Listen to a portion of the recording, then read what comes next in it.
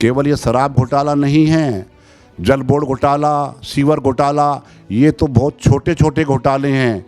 ये व्यक्ति किसी विरोधी ताकतों के इशारे पर काम कर रहा है, देश विरोधी ताकतों के इशारे पर सारा काम हो रहा है।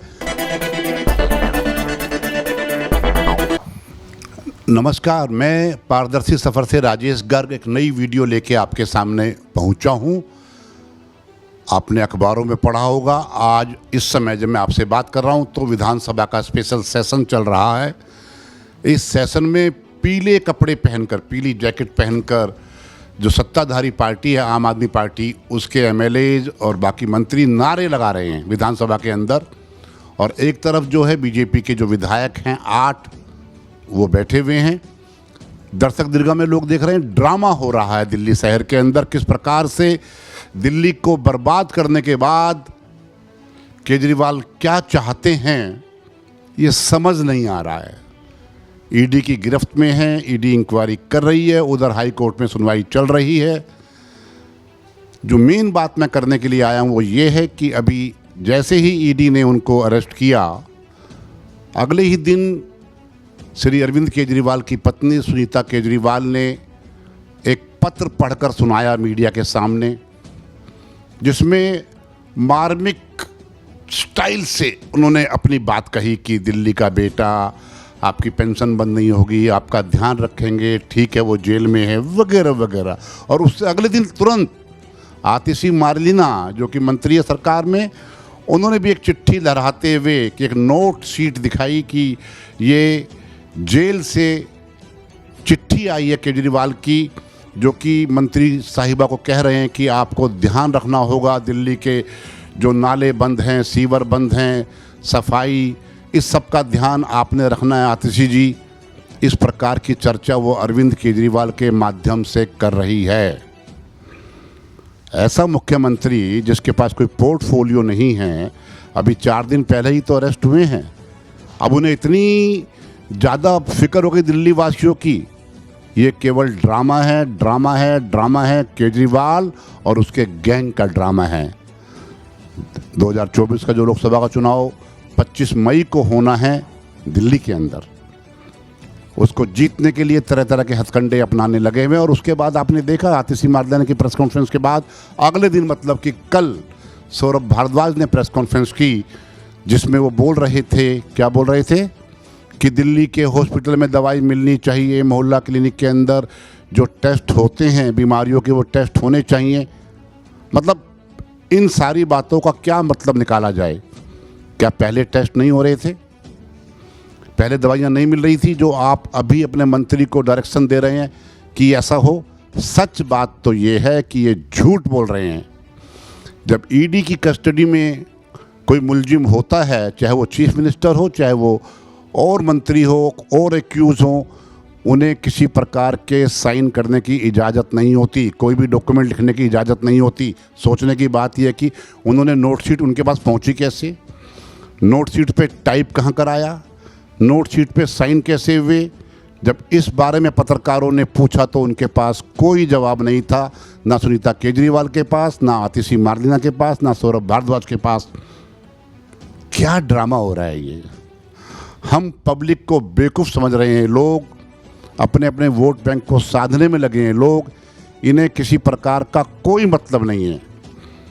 देश के बहुत सारे नेता बंद हुए, ईडी की इंक्वायरी हुई, जेल गए, लेकिन आपने एक चीज़ नोट की कि जर्मनी से मैसेज आया, जर्मनी के विदेश मंत्रालय ने कहा कि केजरीवाल साहब का ध्यान रखा जाए। मतलब जर्मनी से स्टेटमेंट आ रहा है वहाँ के विदेश मंत्रालय का। कितनी बड़ी अजीब बात है, आप समझ सकते हैं। भारत सरकार ने उनके एम्बेसडर को समझाया कि आप बेकार हमारे इंटरनल मामले में इंटरफेरेंस ना करें। अभी ये मामला ठंडा भी नहीं हुआ था कि यूएस से स्टेटमेंट आ गया कि लोकतांत्रिक प्रक्रिया को अपनाया जाए। अरे भाई जर्मनी वालों, यूएस वालों, आपका क्या मतलब है हमारे आंतरिक मामलों में हस्तक्षेप करने का? आप गहराई से सोचिए कि असली बात क्या है। मतलब अरविंद केजरीवाल को 1 साल से मालूम था कि वो अरेस्ट होगा, वो सारे तरीके अपनाने में लगा हुआ था। उसे देश से कोई मतलब नहीं है, देश के लोगों से कोई मतलब नहीं है। और आपने एक बयान सुना होगा खालिस्तानी नेता गुरबत पन्नू का, जो दहाड़ दहाड़ कर कह रहा है कि मैंने इसको पैसे दिए, हमने इसकी मदद की, हजारों करोड़ रुपए उन्होंने दिए इसको, ऐसा उसका कहना है। लेकिन कोई भी पत्रकार इनसे सवाल नहीं पूछ रहा और कोई भी नेता उसका जवाब देने को तैयार नहीं है।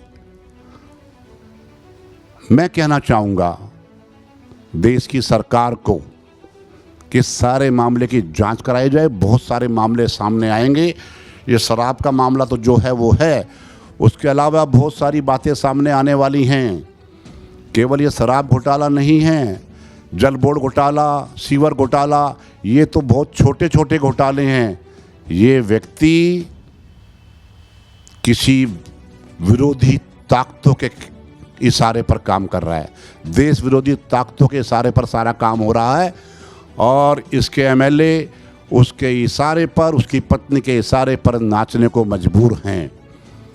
विधानसभा में जिस प्रकार की नारेबाजी हो रही है, अरे भाई आपको सीवर लाइन याद आ रही हैं, आपको हॉस्पिटल याद आ रहे हैं। अभी तो 6 दिन पहले तो विधानसभा का सेशन समाप्त हुआ है, उसमें ये बातें क्यों नहीं उठाई आपने?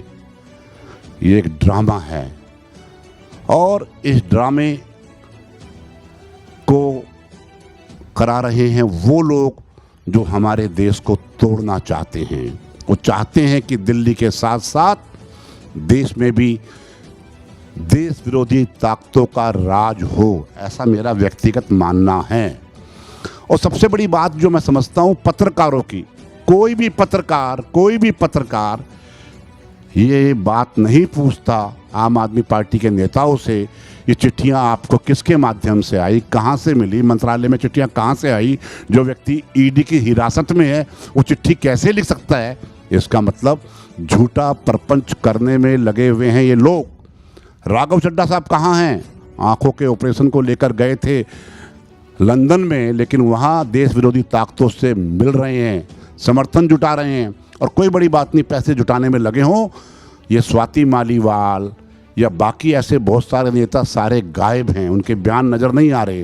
वो सब लगे हुए हैं किसी प्रकार, चाहे धमकी के माध्यम से, चाहे लालच देकर, चाहे मार्मिक भाषण देकर, किसी प्रकार पब्लिक को बहलाया जाए वोट्स के लिए।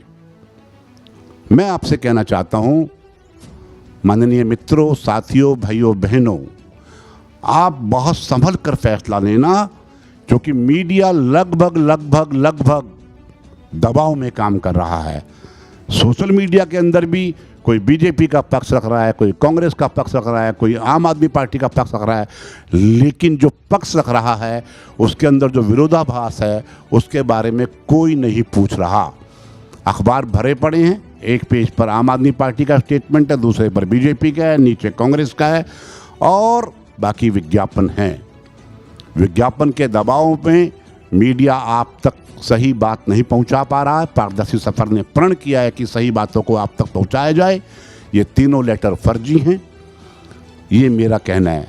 और गुरबत पन्नू जो कह रहे हैं कि मैंने इतने करोड़ रुपए दिए डॉलर के रूप में, डॉलर में वो आंकड़ा बता रहा है, उसकी भी जांच होनी चाहिए। और मेरा मानना ये है कि अरविंद केजरीवाल जितने मर्जी हथकंडे अपना ले, जितनी मर्जी ईडी की तारीफ कर ले, अब कर रहा है, जब लॉकअप में है ना तो अब कर रहा है। पहले तो खूब कोसता था ईडी वालों को भी। आप इसकी लुभावनी बातों में ना आकर, ना केवल इसकी लुभावनी बातों में बल्कि जो अन्य पार्टियां उनकी लुभावनी बातों में ना आकर अपनी कॉन्शियस से फैसला करें, कैंडिडेट को देखकर वोट दें, ऐसा मेरा मानना है। और एक बात और बताना चाहता हूं मैं आपको कि ये हो क्या रहा है कि विदेश मंत्रालय हमारे देश की राजनीति के अंदर, हमारी देश की जो सुरक्षा सिस्टम है उसमें इंटरफेरेंस कैसे कर सकते हैं। और मुझे विश्वास है देश की न्यायालयों पर कि वो सही निर्णय लेंगे। दूध का दूध, पानी का पानी जल्दी होगा, ऐसा मेरा मानना है। आपका बहुत प्यार हमें मिल रहा है। इस वीडियो में ज़्यादा कुछ ना कहते हुए मैं आपका धन्यवाद करता हूँ। इस वीडियो को आप शेयर करें, पसंद आए तो लाइक करें, कमेंट जरूर करें। कमेंट खिलाफ करें, फेवर में करें, वो आपकी मर्जी है, जैसा आपको लगे करें। आपका बहुत बहुत धन्यवाद। जय हिंद, जय फौजी।